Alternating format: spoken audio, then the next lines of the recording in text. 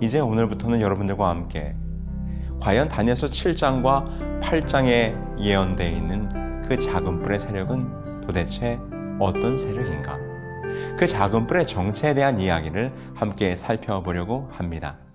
우리가 지난 시간에 말씀을 드린 것처럼 이제 성경에 기록된 이 선과 악의 대쟁투의 싸움 가운데서 사단이 어떻게 하나님을 대적하는 세력을 만들고 그 세력이 하나님을 어떻게 대적하게 되는지에 대한 이야기를 함께 나누게 될 것입니다. 이 말씀을 다시 한번 시작하기 전에 여러분들에게 당부드리는 것은 하나님의 말씀에 예언된 그 예언의 기별과 그리고 이 세상 역사 가운데 그리고 교회의 역사 가운데 기록되어 있는 여러 역사적 자료들을 비교하여 우리가 객관적으로 살펴볼 것입니다. 오늘 이 말씀이 저와 여러분들의 신앙과 우리들의 믿음에 그리고 우리들의 교회에 큰 교훈과 그리고 과거의 아픈 역사를 통해서 새롭게 우리들의 마음을 진리의 반석 위에 세우는 그런 계기가 되기를 간절히 소망하는 것입니다. 그렇다면 과연 그 작은 뿔의 정체는 무엇인가?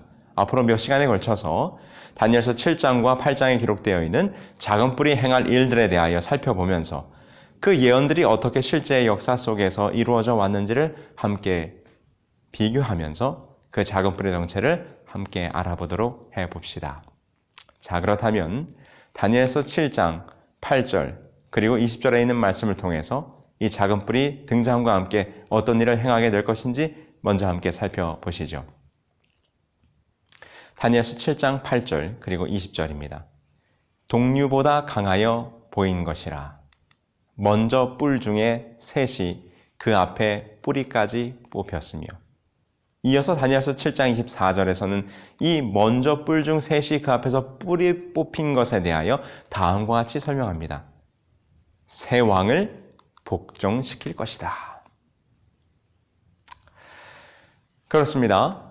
바로 로마 제국 이후에 분열된 10개의 열국의 나라, 열국의 시대, 먼저 나왔던 10뿔이 있었던 시대에 그 후로 등장하게 되는 이 작은 뿔. 그런데 이 작은 뿔이 등장하자마자 어떤 일이 벌어지는가? 기존에 있었던 10개의 뿔 가운데 3개의 뿔을 뿌리채 뽑아버리게 되는 사건이 벌어지게 될 것이라는 것입니다. 그 말은 바로 10왕 가운데 새 왕, 곧 새 나라가 뿌리째 뽑혀 역사 속에서 사라지게 될 것을 이해하는 것이죠.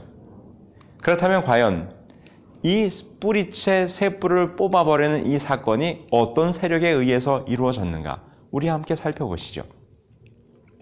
사실 이 기독교는 예수님께서 이 땅에 오셔서 12제자를 통하여 이 땅에 새로운 교회를 세우셨습니다. 주님의 반석 위에 말입니다. 기독교는 매우 순수한 진리와 복음의 열정으로 불타 있었죠.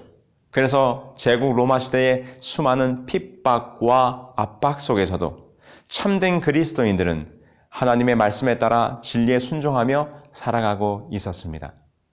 그런데 이 로마의 황제 콘스탄틴이 기독교로 개종하면서 이 기독교가 로마 제국에서 공식적으로 인정하는 교회가 됩니다.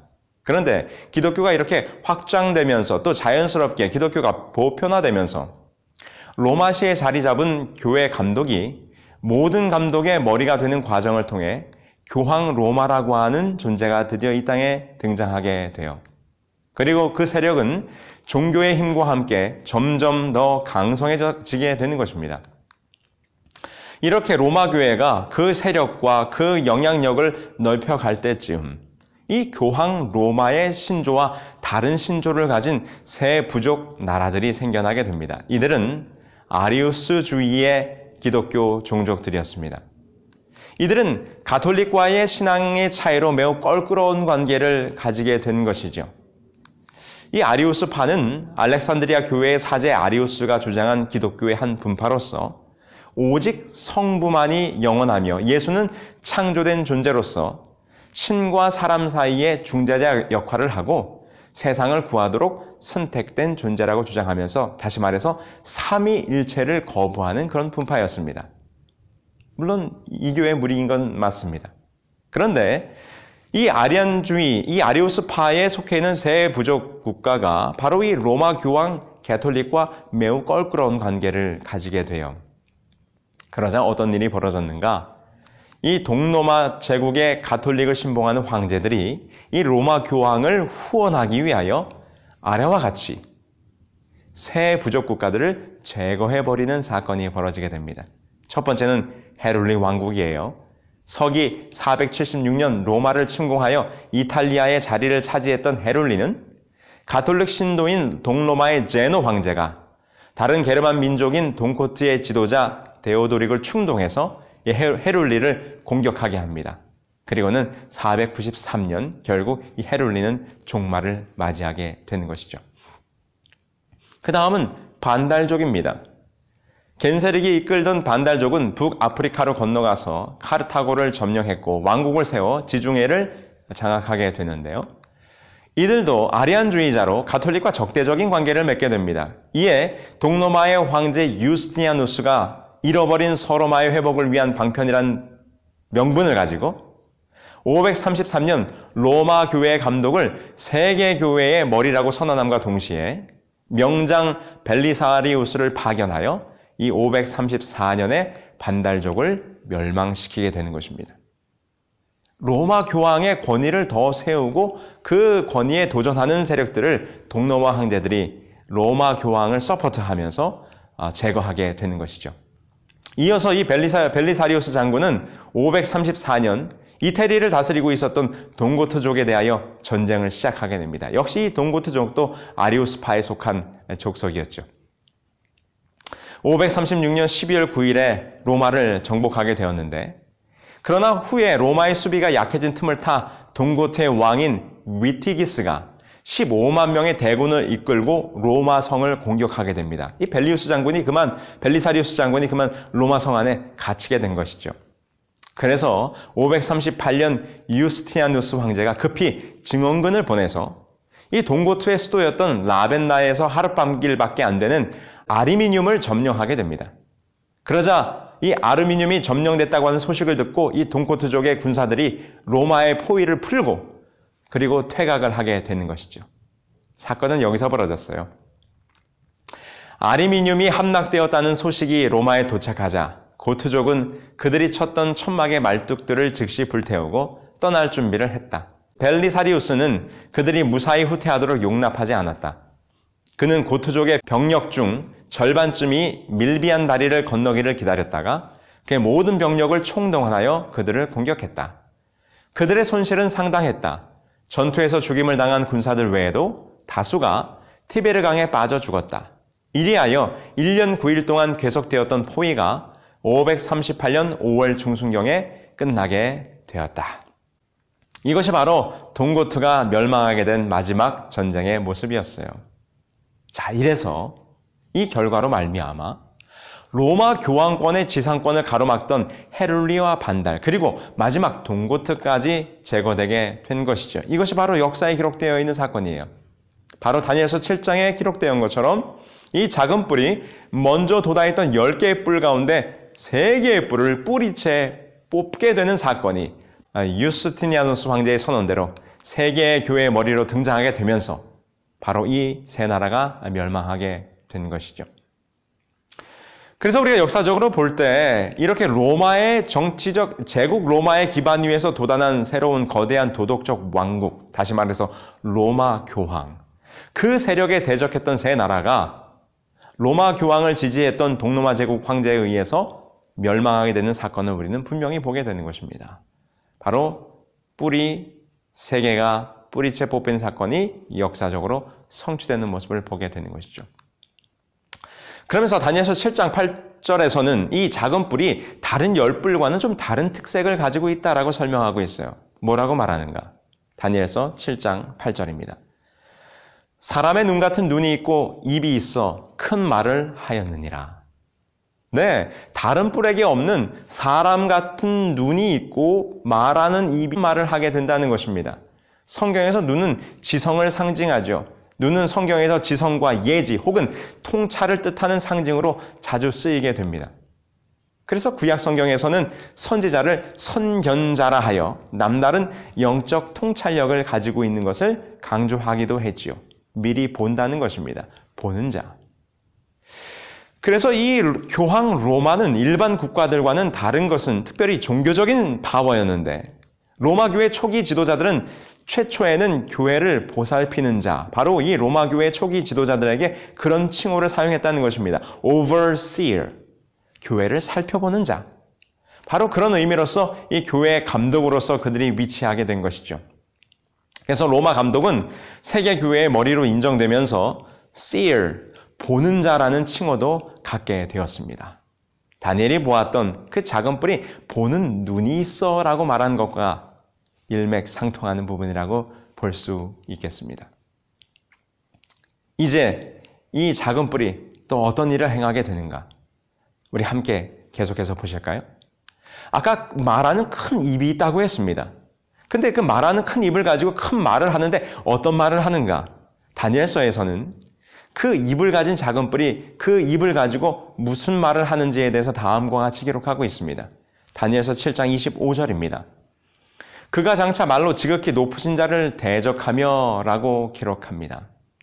아울러서 다니엘서 8장 10절로 11절에서는 이렇게 이야기해요. 그것이 하늘의 군대에 미칠 만큼 커져서 그 군대와 별들 중에 몇을 땅에 떨어뜨리고 또 스스로 높아져서 군대의 주제를 대적하며 다니엘서 8장 24절입니다. 또 스스로 서서 만왕의 왕을 대적할 것이나 라고 기록하고 있어요. 그렇습니다. 다니엘서 7장과 8장에 공이 기록하고 있는 것처럼 이 작은 뿔이 점점 그 세력이 커지더니 말하는 입을 가지고 누구를 대적합니까? 만왕의 왕을 대적해요. 하나님을 대적하는 말을 하더라는 것입니다. 그가 입으로 큰 말을 하는데 그것이 곧 장차 말로 지극히 높으신 자를 대적한다라고 이렇게 다니엘서 7장이 설명하고 있는 것이죠. 지극히 높으신 자를 대적하는 말을 한다는 것입니다. 여기서 대적한다는 말의 의미를 우리가 조금 이해하면 더 다음의 내용을 쉽게 이해할 수 있습니다. 이 대적이라고 번역된 한국말 성경 대적이라고 하는 말로 번역된 이 말의 본뜻은 무엇의 곁에 있다라는 그런 말입니다. In the side of, 무엇의 곁에. 이는 교황 자신을 하나님만큼 높이려 한다고 하는 그런 의미를 가지고 있어요. 다시 말해서 지극히 높으신 자와 대적한다는 말의 본래 의미를 정확히 해석한다면 지극히 높으신 자의 곁에, 지극히 높으신 자와 동등된 위치에 자기 자신을 놓겠다라는 그런 말이 되는 것입니다. 여러분, 이 땅에는 그 어떤 존재가 우리를 창조하신 유일하신 하나님과 동등된 위치에 설 수 있겠습니까? 그것은 바로 성경에 기록된 말을 인용한다면 참남된 것이죠. 어찌 하나님과 같을 수가 있겠습니까? 그런데 지금 이 도단한 작은 뿔이 자기의 말로 크게 말을 하는데 지극히 높으신 자, 만왕의 왕을 대적하는 말을 해요. 근데 그 대적한다는 말의 의미가 무엇인가? 지극히 높으신 자, 만왕의 왕과 같은 그 곁에 동등됨을 취하겠다라는 그런 의미라는 것입니다.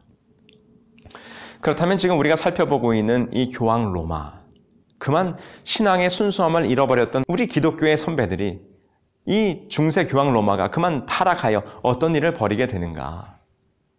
1512년 제5기 라테란 종교회의에서는 이 교황에 대해서 언급하면서 이렇게 말했어요. 당신은 지상에 있는 또 하나의 하나님이십니다. Thou art another God on earth. 이 지구에 있는 또 다른 하나님이다 라고 하는 말을 스스로 이 교황 로마에게 했다는 것입니다. 바로 지극히 높으신 자를 말로 대적하는, 지극히 높으신 자를 스스로 말로, 지극히 높으신 자에 대하여 스스로 말하기를 그의 곁에 동등됨의 위치를 취하겠다고 예언한 말씀이 그대로 이루어진 것이죠. 몇몇 기록들을 더 한번 살펴볼까요? 다음과 같은 기록이 있습니다. 교황만이 가장 거룩하다고 불릴 수 있으며 거룩한 군주, 지고한 황제, 그리고 왕 중의 왕이라고 불릴 수 있다. 교황은 그토록 큰 위엄과 능력에 속했기 때문에 그리스도와 하나가 되어 동일한 심판을 구성할 수 있다. 그래서 교황이 행한 바는 무엇이든지 하나님의 입으로 발해진 것처럼 여김을 받는다.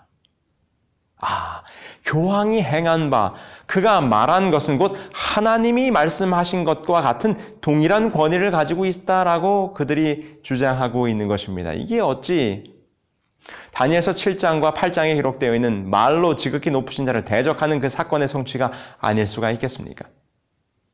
그만 타락한 교회가 하나님의 자리까지 넘보게 된 것이죠. 다음과 같은 기록이 또 있어요. 우리 주 교황들은 이 땅 위에서는 전능하신 하나님의 자리를 차지하고 있다.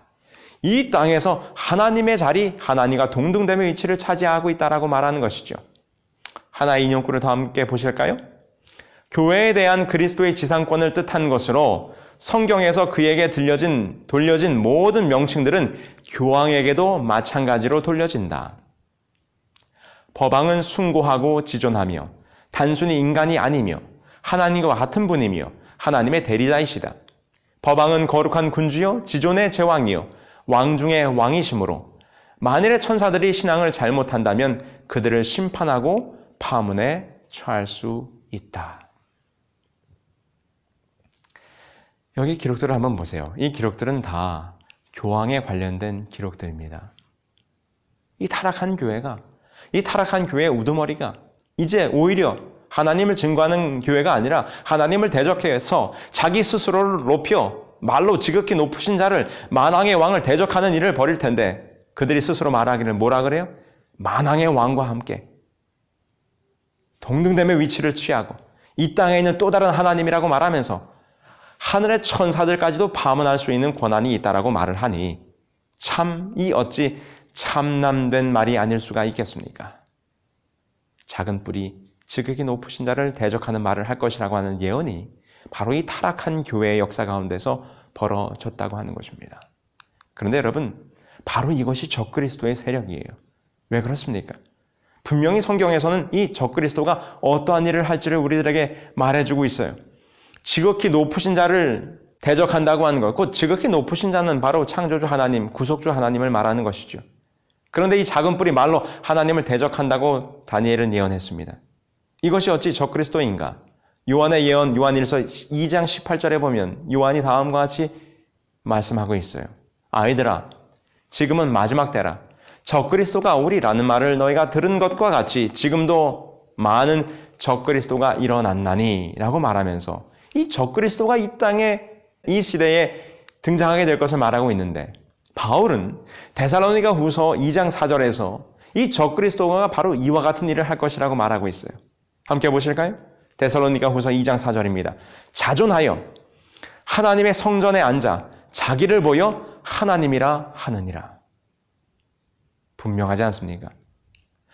그만 이 타락한 교회의 우두머리였던 교황 로마가 스스로를 높여 하나님, 이 땅의 하나님이라고 말했는데 사도 바울은 말하기를 누가 적그리스도인가? 스스로 자존하여 성소에 앉아 자기를 높여 자기를 뭐라고 말하는 존재? 하나님이라고 말하는 존재. 이것이 바로 적그리스도라 이렇게 성경은 설명하고 있어요. 너무나도 분명하게 적그리스도의 개념과 이 작은 뿔이 했던 활동과 그 예언의 성취가 이 타락한 기독교의 역사 가운데서 이루어지는 것을 보게 되는 것입니다. 여기 다음과 같은 말씀을 함께 또 보실까요? 교황은 말하자면 땅 위의 하나님이요 그리스도를 신실히 믿는 사람들의 유일한 지배자며 많은 권세를 가진 왕 중의 왕이다. 그리고 그에게 전제하신 하나님께서 땅 위 나라들의 방향뿐 아니라 하늘나라의 방향까지 위임하여 주셨다. 전능하신 하나님께서 땅 위의 권세, 하늘 위의 권세까지도 이 로마 교황에게 주었다라는 이런 말씀들이 기록되어 있는 것을 볼 때 이 예언의 성취가 분명히 이 타락한 교회에서 성취되는 모습을 보게 되는 것입니다. 자, 계속해서 보시죠. 이 작은 뿔의 세력이 또 다음과 같은 일을 벌일 것인데 하나님의 백성을 핍박할 것을 예언하고 있어요. 교회가 타락하자 하나님께서는 그 가운데 남은 무리를 두셔서 이 교회에는 타락했지만 그 가운데 순수하게 성경의 말씀대로 살아가려고 하는 참된 신앙인들을 하나님께서는 늘 남겨두셨어요. 그런데 그만 이 타락한 교회가 그 참된 교회, 참된 백성들을 핍박하게 될 것이라는 것입니다. 다니엘서 7장 21절, 25절, 그리고 다니엘서 8장 24절, 25절에 있는 말씀을 연이어 읽어드리죠. 이 뿔이 성도들과 더불어 싸워 이겼더니 지극히 높으신 자의 성도를 괴롭게 할 것이며 강한 자들과 거룩한 백성들을 멸하리라. 또 평화한 때에 많은 무리를 멸하며 라고 기록하고 있습니다. 다니엘서 7장과 8장에서는 공이 이 세력이, 작은 불 세력이 하나님의 백성들을 괴롭게 하고 하나님의 백성들을 멸하는 일을 벌일 것이라고 예언했습니다. 그러면 어떻게 되었을까요? 중세 로만 캐톨릭, 이 타락한 교회가 하나님의 말씀을 순수하게 진실되게 믿으려고 하는 백성들을 핍박하는데 그 명목이 뭐였는가? 이단자라는 것이었습니다. 카톨릭은 그 모든 신실한 백성들, 하나님의 백성들을 이단자의 누명을 씌워서 핍박하게 되는데 가톨릭에서 말한 이단자란 무엇인가? 그들이 말하는 이단자의 개념은 이것이에요. 이단자란 가톨릭 교회가 하나님께서 계시하신 것으로 가르치는 특정한 진리를 분명히 알면서도 이를 고집스레 반대하고 자기가 원하는 대로 믿을 것과 안 믿을 것을 택할 수 있다고 생각하는 사람으로 그리스도교 신앙을 공언하는 침례받은 신자이다. 가톨릭의 가르침에 순종하지 않으면 누구든지 다 이단자라고 명했다는 것입니다. 그래서 이 이단자를 취조하기 위해서 뭘 세웠습니까? 종교재판소를 설치했어요. 가톨릭 교회가 특별한 이단자를 위한 특별 재판소를 설치한 것이죠.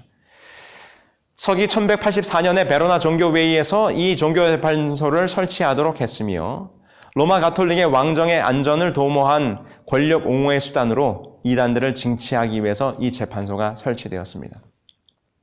1215년 제4차 라테란 회의에서는 왕들이 이단자를 제거시키지 못한 책임을 져야 한다고 말하면서 이로부터 이단자를 사형에 처하게 되는 법을 만들게 되는 것입니다.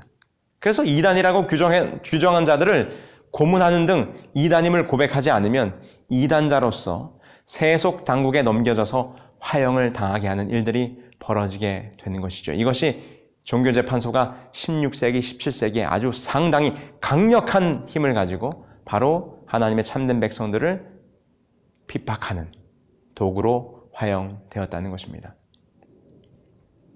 12세기에 시작된 이 이단 신문은 1231년 교황 그레고리오 9세에 의해서 조직화되었다라고 한국 가톨릭 대사서는 이 종교재판에 대하여 설명하고 있는 것입니다.